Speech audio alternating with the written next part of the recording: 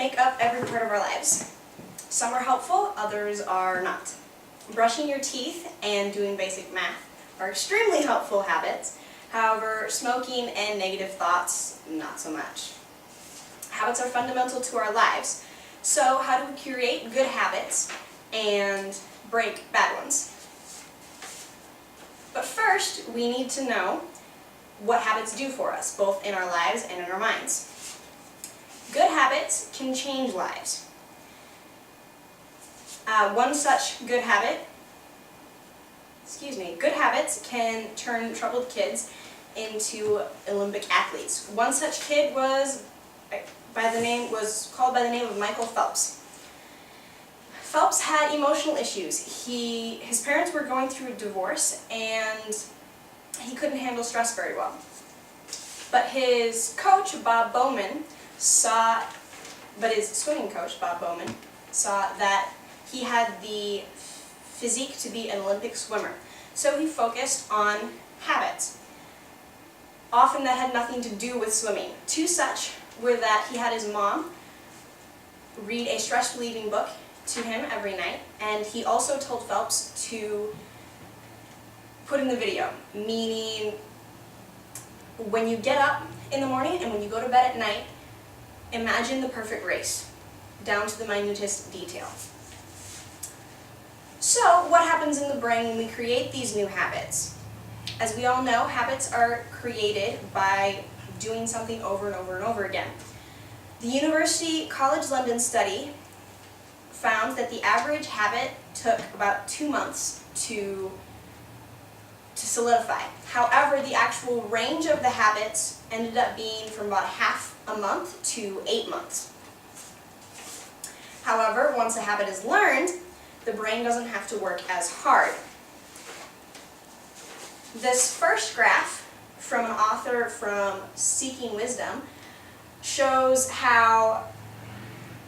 the activity in our brain as we're learning something new. This second graph is what happens when the brain makes a pathway for the habit, and this middle part is where we are put into autopilot. We just don't think about it, like driving. Take a half-hour drive and you realize for 15 minutes of that you had no idea where you went. So this pathway, putting ourselves in autopilot, makes it easy for us to think of other things. It frees up our mind. However, because of this, it's also really hard to break bad habits. So, first, how to create new habits. There are 3 things you need. You need a cue, the routine, and a reward.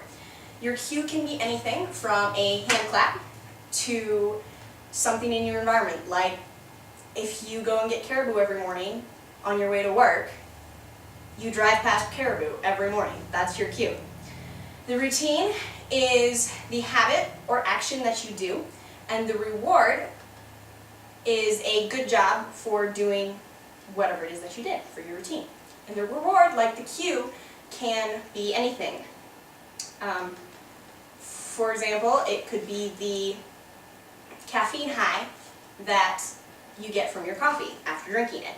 However, the best type of reward is not a physical thing, it's actually a mental thing. It's called intrinsic motivation. If you have intrinsic motivation, you're more likely to stick with things because you don't need objects to do what you want.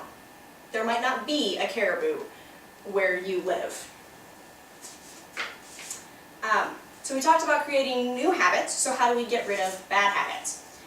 According to Susan McQuillan from Psychology Today, once a habit is established, you will never completely unlearn it. Every habit you've ever picked up is there, just waiting to be rediscovered. However, there's hope. Bad habits can be replaced. To do this, you use the same cue and the same reward, but you change the routine. However, it's also helpful to know why you do something. So, for example, if you smoke to relax, to change your routine, it would be better to try breathing exercises. However, if you smoke for the nicotine high, Some research states that it would be beneficial to have coffee in the afternoon. Another thing that can help break habits is an environmental change. Staying away from any situation leading up to a bad habit. So if you want to stop drinking Caribou every morning, take a different route to work. You can also get different friends, or even go on vacation and start a new habit on the vacation. The last thing you need to break a habit is belief. Charles Duhigg states that alcoholics who believed in a higher power were more likely to keep sober when hard times came. They believed that they could change, or rather that someone could change them. In conclusion, we can create new habits with a cue, routine, and reward, and we can break bad habits by keeping the reward and the cue and changing the routine. Habits are meant to make our lives easier. We can make our lives easier. Unfortunately, making new habits is not easy. But now that we have all the tools, we have no excuse for at least not trying. Yay!